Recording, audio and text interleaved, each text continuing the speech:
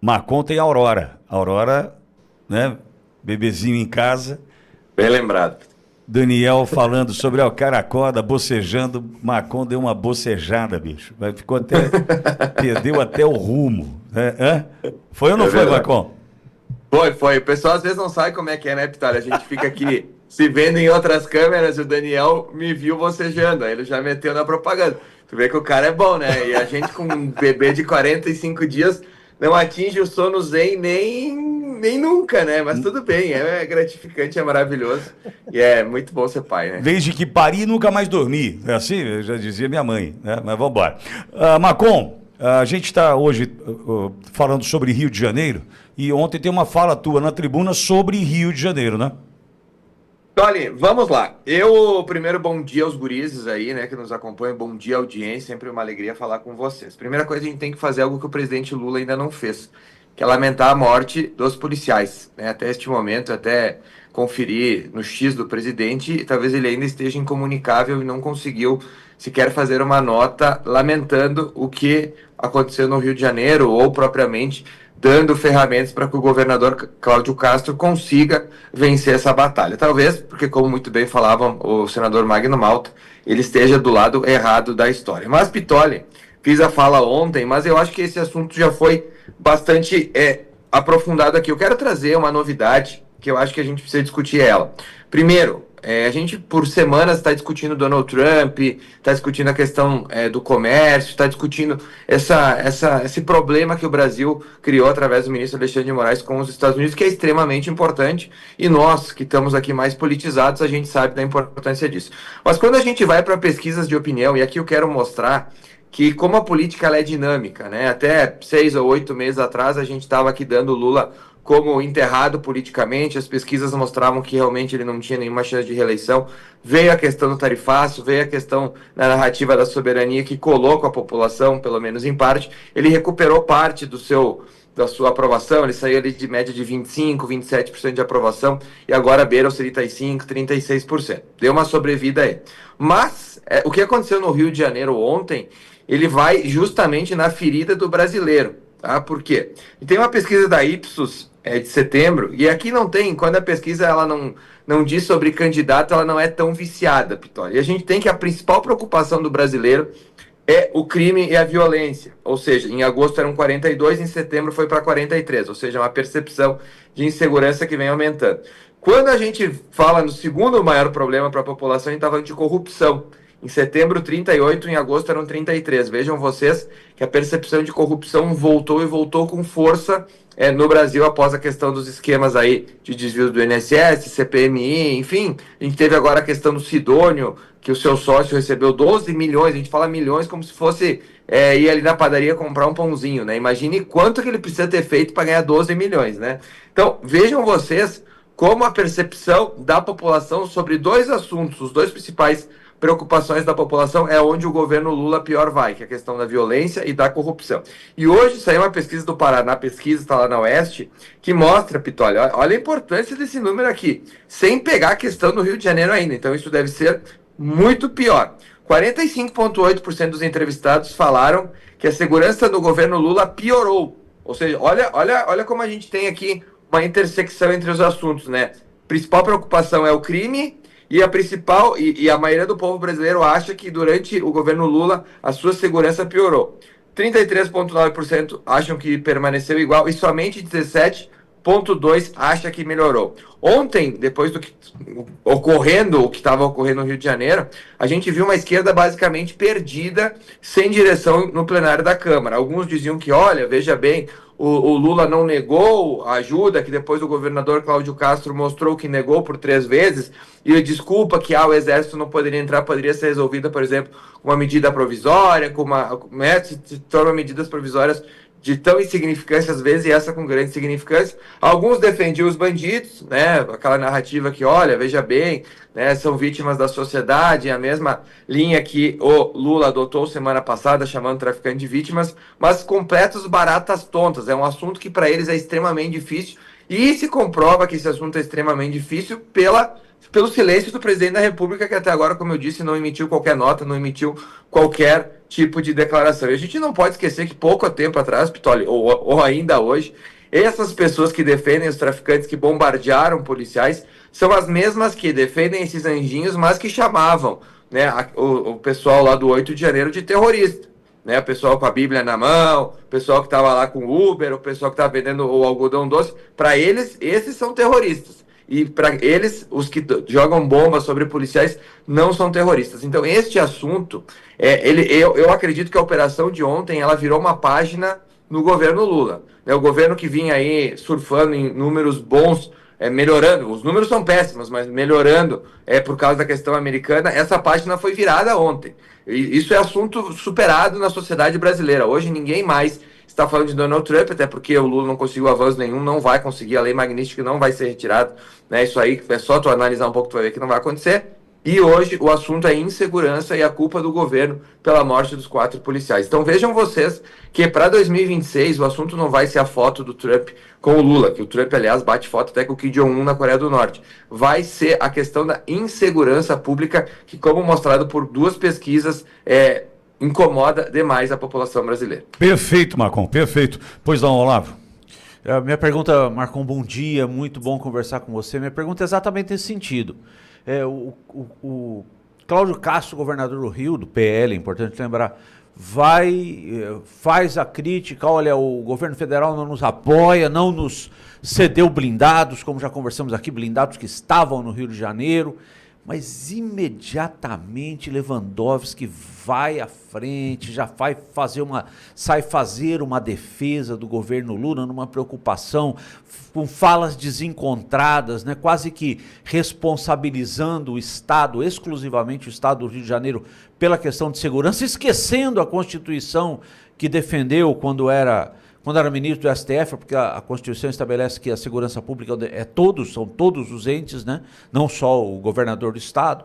Enfim, Marcon, o governo Lula, ele flerta, ele se relaciona, ele sobe o morro, ele usa boné do CPX, como bem lembrou o Pitoli, a fala na ONU... O Dino na Maré. 30 dias atrás... O Dino na Maré bem colocado com segurança inadequada, como diz o Pitoli, segurança inadequada.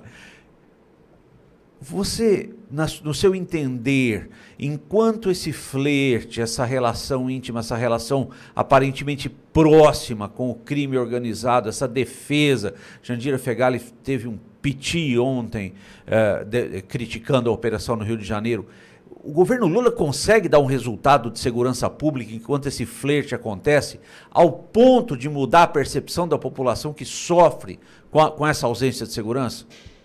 Bom dia, meu amigo Olavo. Bom, para te responder, nada melhor que uma pesquisa feita, inclusive, antes do que aconteceu ontem, né? Quase 50% das pessoas considera que o governo piorou a segurança e somente 17% melhorou. Isso é uma percepção pública que a gente tem. Eu posso adicionar nesses adjetivos que tu trouxe aí 2 fatos que são bastante relevantes e são concretos. O primeiro é estender o tapete vermelho para Nicolás Maduro quando veio no Brasil. Nicolás Maduro, é sabido, é um dos maiores narcotraficantes do mundo, se não o maior. Hoje ele chefia um estado narcoterrorista, que é a Venezuela, né, que inclusive trouxe os Estados Unidos à sua costa, e a operação lá para demovê-lo do poder deve estar em curso nos próximos dias. A gente vê inclusive o maior porta-aviões americano vindo para o Caribe, ou seja, os Estados Unidos não estão a passeio, até porque o custo da logística operacional para esses militares está ali gigantesco. Então os Estados Unidos vê mesmo o Nicolás Maduro, e obviamente tem bastante prova que ele é um narcoterrorista, e aí o Lula estende o tapete vermelho para ele. Tenho certeza que as famílias enlutadas pela perda dos seus soldados não serão recebidas por Luiz Inácio Lula da Silva, nem sequer com um tapete vermelho, e nem sem tapete, né? Ele ignora a vida dos policiais. E o segundo ponto que eu trago, que é a percepção da população, é a questão das votações que a gente tem aqui. A gente não pode, por exemplo, que o Lula dê ofício, ele rejeitou a questão da saidinha. Ele queria manter a saidinha de presos. Isso é algo concreto. Isso a gente não está falando de, olha, veja bem, né, rejeitou. Não, é algo concreto que ele quis manter que presos, ou seja, periculosidade alta, continuassem saindo às ruas. Isso é o fato concreto. E o segundo ponto, Pitoli, que a gente tem que, doutor Olavo e Silvio Navarro e audiência, a gente tem que trazer sempre aqui, que quem acompanha o Congresso, como eu, obviamente, acompanho porque eu trabalho aqui, sempre, sem exceção, que há projetos de aumento de pena ou de dificuldades para que presos saiam da cadeia, o governo Lula e a sua bancada do terror são contra. Trago um aqui que é, assim, ó, que me chocou, que é o projeto 1112/2023. Você que está aí pode consultar, você vai ver que era um projeto que aumentava, Pitoli, o tempo de cadeia para crimes hediondos. Ou seja, se uma pessoa estuprasse, por exemplo, um bebê, como aconteceu lá no Amazonas, de 4 dias foi estuprado, essa pessoa, pela lei atual, poderia sair antes da cadeia. Pela nova lei que nós aprovamos contra o que o governo Lula queria, essas pessoas poderiam sair depois. Então, em resumo, o governo Lula votou contra que um estuprador de um bebê saísse depois da cadeia. É isso que a gente está vendo. Então, é claro que existe a bancada do tráfico, a bancada do terror, que é a bancada da esquerda. E aí, essa narrativa que eles tentam implementar na sociedade, que tipo, o criminoso é bonzinho, o criminoso não é... Isso, a sociedade não comprou essa ideia, né? Quem decide a eleição, que é aquele centro lá, não comprou essa ideia. E a sensação de insegurança será a pauta da eleição do ano que vem. Se nós tivermos Bolsonaro candidato, que nós esperamos, não tem a menor sombra de dúvida que Bolsonaro entre Lula, o povo entende que o Bolsonaro é muito mais pró-segurança do que propriamente o Lula. Se nós tivermos o Tarcísio, que tem ali operações combatendo ali no Guarujá, enfim, todo o estado tem o Derrite como seu secretário de segurança, que ontem, inclusive, fez uma declaração apoiando os policiais, também o povo não vai ter nenhuma dúvida de quem está do lado do povo, do direito, da Constituição, das leis, e quem está do lado da bandidagem. Então, a operação de ontem do Cláudio Castro, visando terminar com o terror que se vive no Rio de Janeiro, ela criou uma ferida gigantesca no governo Lula, que não há, e eles não sabem até este momento como reagir. Basta entrar no X do presidente da República e vocês vão ver que não é sequer um post sobre o assunto. Aliás, Marcon, já vou passar para o Silvio, tem a fala do Lula do traficante ser vítima do usuário. Na sequência, o que aconteceu no Rio. Então, essa questão da ferida aberta, você tem absoluta razão. Tem uma ferida aberta e não sei se consegue cicatrizar até outubro do ano que vem. Boa. Marcon, Silvio, na tua escuta.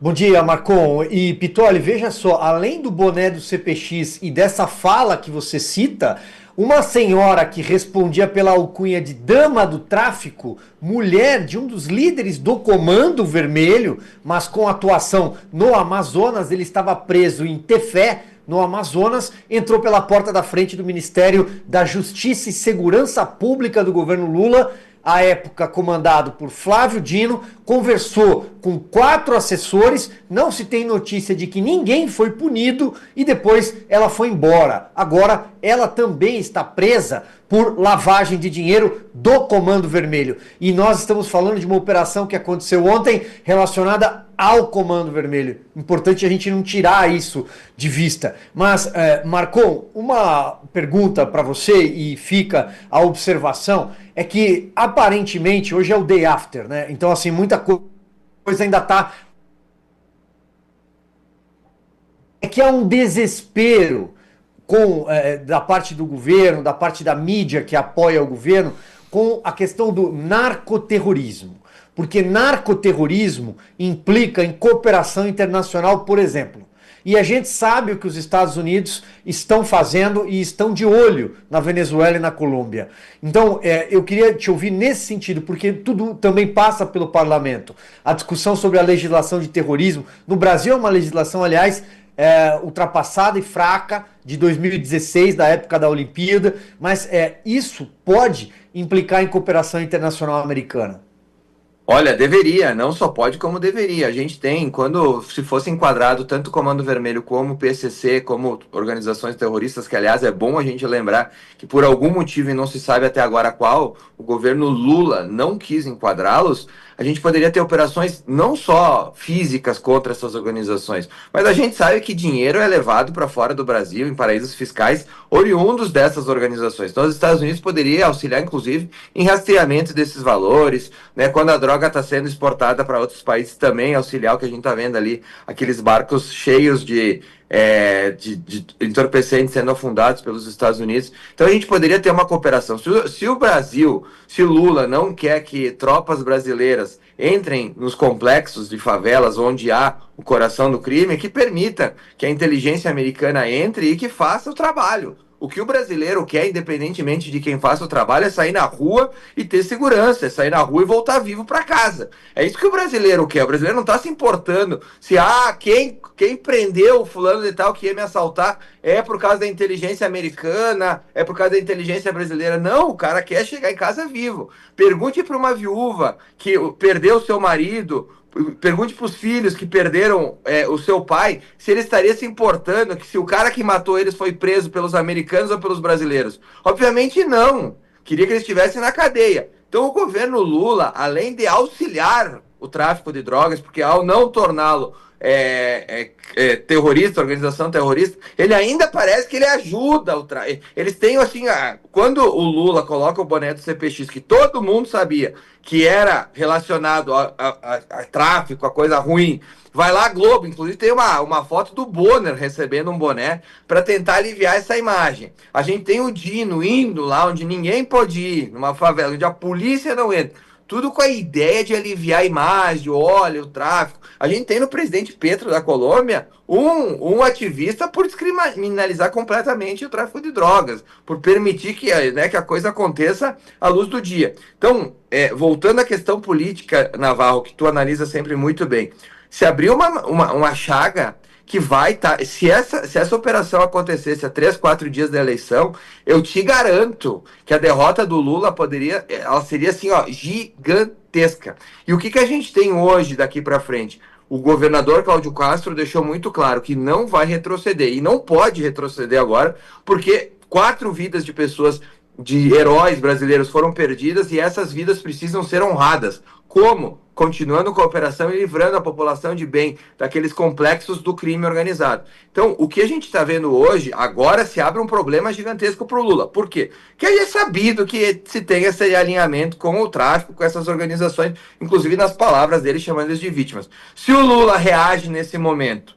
e manda blindados, primeiro que ele vai mostrar que ele é um incompetente e perdeu o timing, que estava errado e que mentiu quando foi contestado. E se ele não manda, ele fica ainda mais caracterizado como parceiro do crime. Então, volto aqui a dizer, política são detalhes. O silêncio de Lula sobre o que aconteceu ontem é impactante. Eles não sabem o que fazer, porque se eles enfrentarem o tráfico, eles perdem um aliado e a gente pode ter uma guerra geral por todos os estados. E se eles não fazem nada, a percepção da população ficará cristalizada como um governo que defende e auxilia o tráfico de drogas. Macon, eu vou contar uma história, e perdoe se eu me estender, mas acho que é importante para até que você, não sei se você sabe disso, até por conta da sua tenra idade, né? Um garoto, não, um menino ainda, né? Brincadeiras à parte, eu quero que você entenda e vou contextualizar. Em 1982, no estado de São Paulo, e Silvio, a qualquer momento me corrija, porque o teu HD é melhor que o meu. O meu tá igual computador português. Eu já não tenho memória, eu tenho vaga lembrança, na verdade. O Silvio tem uma memória privilegiada. Mas vamos lá. Franco Montoro vence as eleições no estado de São Paulo em 1982 para o governo do estado. E o seu secretário de Segurança Pública, né, o escolhido foi um cara chamado Michel Temer. E eu tenho dito aqui repetidas vezes, reiteradas vezes, Macon, que desde quando Michel Temer assumiu a Secretaria de Segurança Pública do Estado de São Paulo, ele nunca mais deixou de comandar esta secretaria. Ele, como secretário, ou seus indicados nos bastidores, quem deu as cartas até aqui com relação à Secretaria de Segurança Pública do Estado de São Paulo foi Michel Temer. De 1983, quando ele assume para cá, se eu perguntar para qualquer paulista se a sensação de segurança pública melhorou ou piorou, você pode imaginar qual vai ser a resposta. Eu brinquei na rua, eu ia a pé para a escola, eu, Pitoli, ia a pé para o cinema e voltava à noite. O único medo que a gente tinha era medo da assombração, não tinha medo de bandido, tinha medo de fantasma, mas medo de bandido a gente não tinha. Isso foi se acabando. Exemplo básico, eu tenho um filho de 13 e uma filha de 18 anos, eu não me sinto à vontade deixá-los ir a pé e voltar a pé da escola. Eu não tenho essa tranquilidade, né, que eu vivi ali em meados dos anos 80. Passado isso, nós tivemos o Carandiru, em 1992, nós tivemos a formação da facção criminosa que comanda hoje o Brasil, e nós tivemos alguns episódios. Eu estou te contando isso porque, Marcon, no meio disso tudo, personagens que frequentam hoje o noticiário. O vice-presidente da República hoje, na condição de governador do estado de São Paulo, nitidamente, né, embora eu tenha que usar termos como supostamente, provavelmente, hipoteticamente, fez um acordo com o crime organizado no Dia das Mães de 2006, no segundo domingo do mês de maio de 2006, quando o PCC virou o estado de São Paulo, tocou o terror aqui, atirou contra civis, policiais, bases da polícia, viaturas da polícia, e do dia para o outro a paz. Inclusive dentro dos presídios que nunca mais viram uma rebelião, a não ser fatos isolados e raríssimas exceções, como, por exemplo, o ocorrido em Bauru, no dia 24 de janeiro de 2017, quando o CPP-3, o Centro de Progressão Penitenciária, o CPP-3 teve ali um problema, uma rebelião. Salvo engano, não me lembro de outra, desde 2006, no estado de São Paulo, que chamasse atenção. Por quê? O Estado fez um acordo com o crime. E sabe quem era o secretário de Segurança Pública, né, naquele momento, no Dia das Mães, em 2006? Alexandre de Moraes. Eu só estou tentando mostrar o seguinte: nós hoje temos no poder quem nunca teve disposição de combater o crime organizado, e preciso tomar muito cuidado para não dizer que flertam com o mesmo. Por quê? Só pioramos. Então, o que Cláudio Castro está enfrentando no Rio, nós vamos precisar enfrentar em Brasília, enfrentar no Supremo Tribunal Federal, enfrentar na base do sistema, quando eu falo de Michel Temer, enfrentar na base do Poder Executivo com relação ao vice-presidente Geraldo Alckmin. Geraldo Alckmin teve um acidente com o helicóptero e a morte do filho, e todos nós sabemos o motivo pelo qual aquilo se deu, Macron. E ninguém falou nada. Ou seja, nós temos hoje a cúpula do poder do Brasil devendo explicações, porque essa sensação do brasileiro de que não há segurança pública passa por quem em algum momento comandou ou ainda comanda a segurança pública. E onde a gente está, Macron? Então o buraco é muito mais embaixo, não são 140 traficantes mortos agora no Rio que vão salvar a vida do Rio. A gente precisa olhar para o Poder Judiciário, para o Ministério Público, para o Legislativo, para o Executivo. É isso que nós vamos precisar enfrentar, Macron. O buraco é mais embaixo e o povo tem que se atentar, porque o crime está aí. E não está só nas ruas. Está comandando Prefeitura, Câmara Municipal, Assembleia Legislativa, Governo Estadual. Desculpa me estender, Macron. Tem uma frase do Bukele que eu não vou saber ela literalmente. Daqui a pouco o Silvio Navarro, que é esse HD humano, vai lembrar. Mas ele fala muito sobre o combate do crime. Tu consegue vencer o crime desde que o crime não esteja dentro do Estado, né? Desde que a máfia não esteja dentro do Estado. E o Bukele fez isso lá em El Salvador.